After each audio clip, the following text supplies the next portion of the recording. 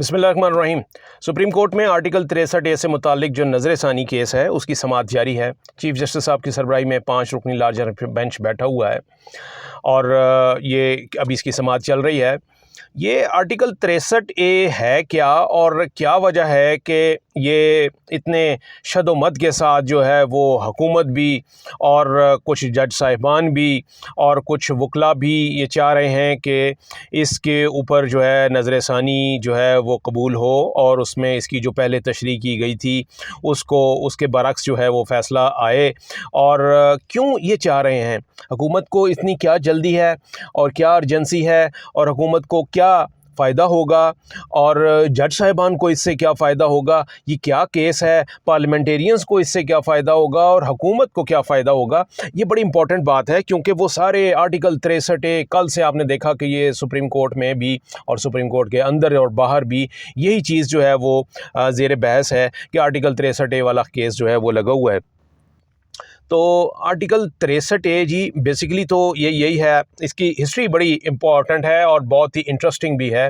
कि article 63A आइन पाकिस्तान का आर्टिकल है और इसमें ये आज से कोई 15 साल कबल जो है इसको आइन का हिस्सा बनाया गया था जब आइनी तरमीम वाला मामला जो है वो चल रहा था। और ये सुप्रीम कोर्ट पार्लियामेंट के अंदर फ्लोर क्रॉसिंग रोकने के लिए, हॉर्स ट्रेडिंग रोकने के लिए, अरकान असम्बली की ख़रीदो फ़रोख्त को रोकने के लिए ये आर्टिकल जो है ये आइन पाकिस्तान का हिस्सा बनाया गया था। क्योंकि इससे पहले जब ये आर्टिकल नहीं था तो उससे पहले फ़्लोर क्रॉसिंग का एज सच कोई कानून जो था वो मौजूद नहीं था। यानी आपकी पार्टी के अगर एक आपकी पार्टी जो है वो उसके अक्सरियत में अरकान जो है वो जाते हैं तो वो वल्नरेबल होते हैं। वल्नरेबल इन अ सेंस कि उनको कोई भी ख़रीद सकता है, कोई भी चमक दिखा के, ब्रीफ केस दिखा के या कोई भी उनको इंसेंटिव्स दे के उनसे अपना वोट, उनकी हमदर्दियाँ और उनकी जो वफ़ादारी है वो हो सकता है। तो ये चीज़ जो है वो बहुत ज़्यादा डैमेजिंग थी। माजी में केसेस भरे पड़े हैं कि किस तरीके से फ्लोर क्रॉसिंग होती रही, किस तरीके से हॉर्स ट्रेडिंग हुई, किस तरीके से अरकान असम्बली को ख़रीदा गया। यहाँ पर जो है ना वो यहाँ तक कि पार्लियामेंट को ये कहा गया कि जी ये ख़रीदो फ़रोख्त की मंडी है, ये कहा गया कि जी ये गधों की मंडी है, यहाँ पर जिसके पास पैसा है आप वो अपनी पसंद का जो रुकन है उसको ख़रीद सकते हैं। इस चीज़ को रोकने के लिए आर्टिकल 63A को आइन का हिस्सा बनाया गया, जो ये कहता है कि अगर आप एक पार्टी के टिकट पर मुंतखब होकर आए हैं तो उस पार्टी से आप जो है वो उससे जफ़ा नहीं कर सकते, उससे आपको वफ़ादारी करनी होगी। और वो इस सेंस में कि पार्टी का हेड जो भी आपको डायरेक्शन देगा वो आप उसको फॉलो करने के पाबंद होंगे। और ये 3-4 ऐसी चीज़ें हैं जिस पे उन्होंने इम्पॉर्टेंट मौक़े हैं जिसको ये कहा गया है कि जी अगर कभी ऐसी सूरत हाल में वोटिंग की ज़रूरत होती है तो पार्टी हेड जो कहेगा उसके मुताबिक आपने वोट देना है, उसके बरखिलाफ़ नहीं देना। अगर उसके बरखिलाफ़ आप वोट देंगे तो ऐसी सूरत में आपको डिस्क्वालीफाई होना पड़ेगा। वो 3 से 4 मौक़े ऐसे हैं जी कि election of the prime minister और द चीफ़ मिनिस्टर, यानी वज़ीर आज़म का इलेक्शन हो या चीफ़ मिनिस्टर का इलेक्शन हो, उसके लिए अगर वोटिंग हो रही होगी तो जो आपकी पार्टी कहेगी उसी कैंडिडेट को आपको वोट देना होगा। फिर वोट ऑफ कॉन्फिडेंस या नो कॉन्फिडेंस, जब भी वज़ीर आज़म के लिए या चीफ़ मिनिस्टर के लिए वोट ऑफ कॉन्फिडेंस या नो कॉन्फिडेंस किसी भी ओहदे के लिए होगा तो उसमें आप अपने पार्टी हेड के फ़ैसले पर पाबंद होंगे। और तीसरा है जी मनी बिल और constitutional amendment bill. Money bill जो है जी ये बजट से मुतालिक होता है, यानी मनी बिल की सूरत में पूरा बजट जो है वो पेश किया जाता है। तो इसको भी प्रोटेक्शन दी गई है कि जब ये वाला मामला होगा, मनी बिल वाला मामला आएगा, बजट वाला मामला आएगा, तो आप अपनी पार्टी हेड की हिदायत को मानने के पाबंद होंगे। और फिर कॉन्स्टिट्यूशनल अमेंडमेंट, यानी जब कोई आइनी तरमीम वाला मामला आएगा तो ऐसी सूरत में भी आपने उस आइनी तरमीम को वोट देने के लिए आपका जो मुतल्लिका पार्टी हेड होगा वही आपको जो हिदायत देगा उसी के मुताबिक आप वोट डालेंगे। अगर उसके बरक्स आप डालते हैं तो you will be rendered disqualified, आप नाइल हो जाएंगे।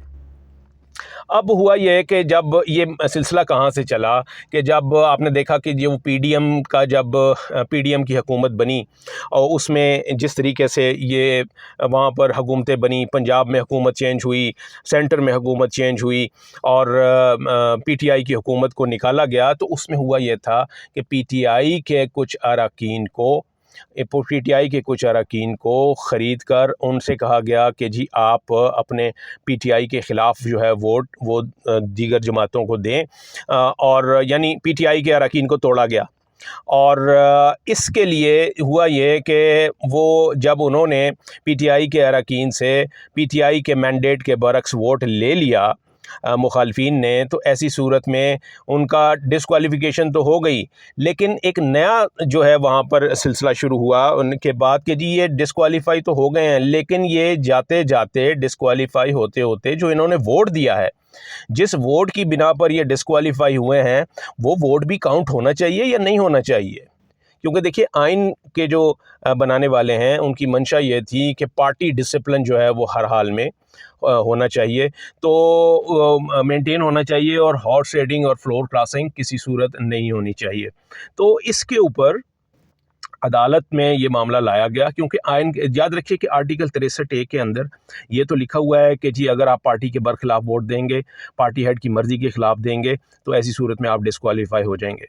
لیکن آپ کا وہ دیا ہوا ووٹ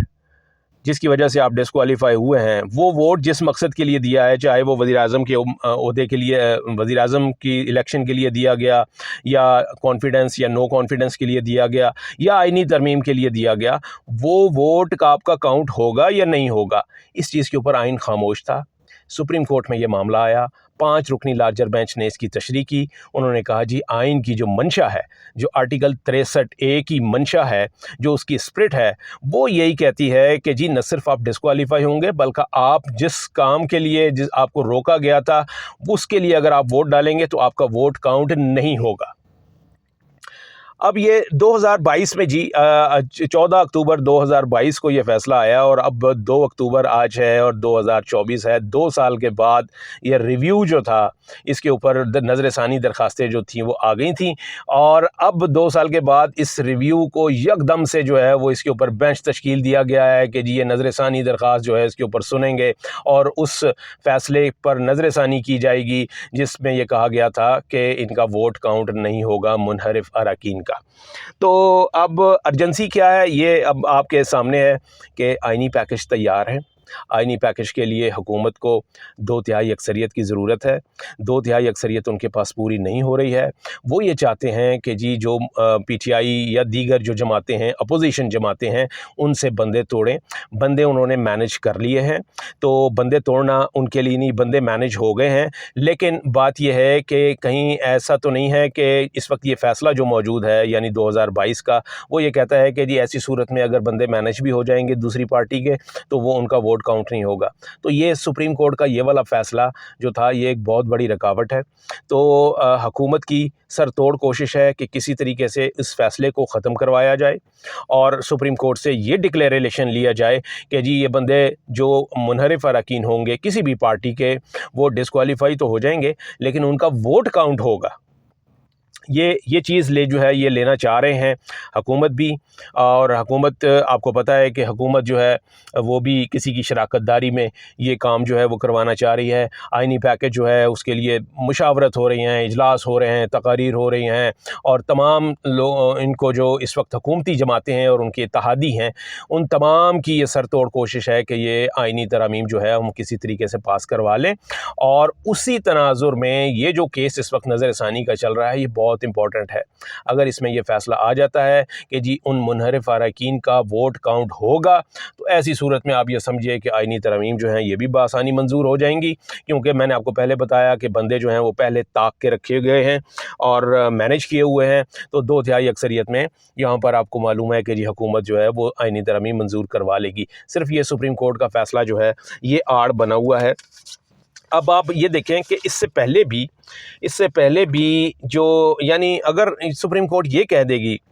کہ ہاں جی ان کا ووٹ کاؤنٹ ہوگا، تو وہ پھر واقعی جو آرٹیکل 63A کی یا فلور کراسنگ کو روکنے کی اور ہارس ٹریڈنگ کو روکنے کی جو اسپرٹ ہے اس آرٹیکل کی، وہ تو پھر وہ تو سرو نہیں ہو سکے گی، وہ پرپس تو سرو نہیں ہوگا۔ تو دیکھتے ہیں جی قاضی صاحب یہ کیا فیصلہ کر رہے ہیں۔ اور قاضی صاحب اس میں یعنی چیف جسٹس آف پاکستان قاضی صاحب جو ہیں وہ اس وقت انہوں نے اپنے ہم خیال ججز کو اس بینچ میں شامل کیا ہے، اور جو بینچ کی کمپوزیشن ہے اس میں ہم یہی کہہ سکتے ہیں کہ تمام کے تمام جج صاحبان جو ہیں وہ اس فیصلے کے خلاف ہیں، یعنی وہ اس نظریے کے خلاف ہیں، اس فیصلے کے خلاف ہیں کہ منحرف اراکین کا ووٹ کاؤنٹ نہیں ہوگا۔ وہ یعنی ادروائز وہ یہ سمجھتے ہیں کہ جی منحرف اراکین کا ووٹ کاؤنٹ ہوگا، یعنی وہ فلور کراسنگ کے حق میں ہیں، وہ ہارس رائڈنگ کے حق میں ہیں، وہ اس کی اجازت دینے کے حق میں ہیں، بظاہر یہ نظر آ رہا ہے۔ اب یہ فیصلہ آئے گا تو پھر پتہ چلے گا، لیکن قاضی صاحب کا اس میں کیا انٹرسٹ ہے جی؟ قاضی صاحب کا انٹرسٹ یہ ہے کہ قاضی صاحب جو آئینی ترامیم آ رہی ہیں اس کے اندر ایک آئینی ترمیم یہ ہے کہ جی فیڈرل کانسٹیٹیوشنل کورٹ ایک نئی عدالت، نئی آئینی عدالت بنائی جائے گی، وہ عدالت بن جائے گی۔ اس جج کا جو چیف جسٹس ہوگا جی وہ حکومت پاکستان اپوائنٹ کرے گی، اور اس جج کی جو ریٹائرمنٹ ایج ہے وہ 68 ایئرز رکھی گئی ہے،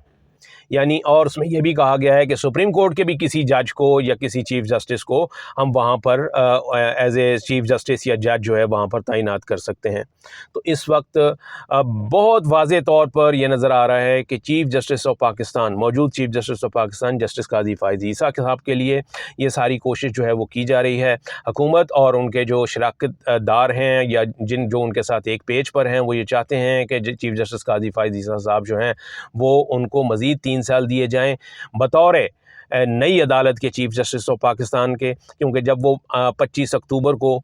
یہاں سے چیف جسٹس آف پاکستان کے طور پر ریٹائر ہو کے جائیں گے، اپنی مدت پوری کریں گے، تو اس سے پہلے ہی اگر آئینی ترمیم ہو جائیں گی تو ان کو نئی وفاقی آئینی عدالت کا سربراہ مقرر کر دیا جائے گا، اور پھر وہ 3 سال کے لیے وہاں پر چیف جسٹس کے فرائض انجام دیں گے۔ بات یہ ہے اس میں خطرہ جو ہے وہ پی ٹی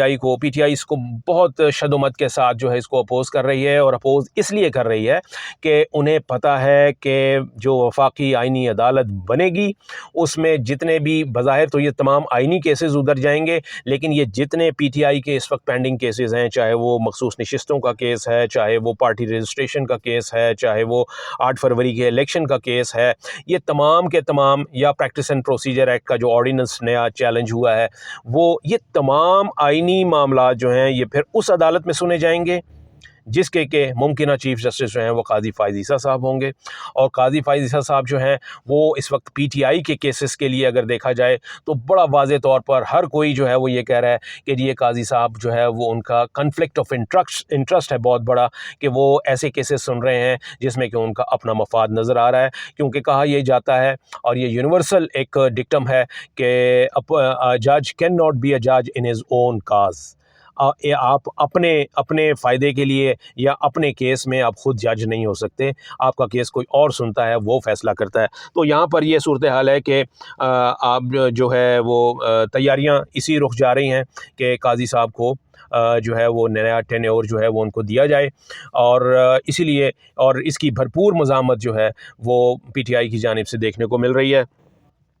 اب دیکھنا یہ ہے کہ حکومت اور ان کے اتحادی اور ان کے جو لائک مائنڈڈ جج صاحبان ہیں وہ کیا اس پورے سیٹ اپ کو جس طریقے سے کہ یہ ابھی سوچا گیا ہے اسی کو امپلیمنٹ ہونے کے لیے گراؤنڈ پیو کرے گا، یا پھر یہ ہوگا کہ پی ٹی آئی کی مزاحمت جو ہے وہ کوئی کام کر جائے گی، کیونکہ اگلے جو نیکسٹ ویک ہے پورا یہ بہت پی ٹی آئی جو ہے وہ سڑکوں پر ہے۔ آج بھی انہوں نے سپریم کورٹ کے باہر جو ہے وکلا نے احتجاج کیا ہے، شدید احتجاج کیا ہے، اور یہ وکلا وہ ہیں جنہوں نے کہ یہ نامی گرامی وکلا ہیں جنہوں نے کہ وکلا تحریک کو بھی کامیاب بنایا تھا۔ تو وکلا تحریک ہے ایک جو کہ چیف جسٹس قاضی فائز عیسیٰ صاحب کو کہہ رہی ہے کہ آپ وقت کے اوپر ریٹائر ہوں اور آئین کے مطابق آپ گھر جائیے، اور یہ جو آئینی ترامیم کے ذریعے ایک نیا جو ہے ایڈجسٹمنٹ یا ارینجمنٹ جو ہے وہ سوچی جا رہی ہے، اور جس کو امپلیمنٹیشن کے لیے جس کے لیے کوششیں کی جا رہی ہیں اس کا حصہ قاضی صاحب کو کہا جا رہا ہے کہ نہ بنے، کیونکہ یہ ساری چیزیں جو ہیں یہ بظاہر ایک بائسڈ اپروچ کے ساتھ کی جا رہی ہیں۔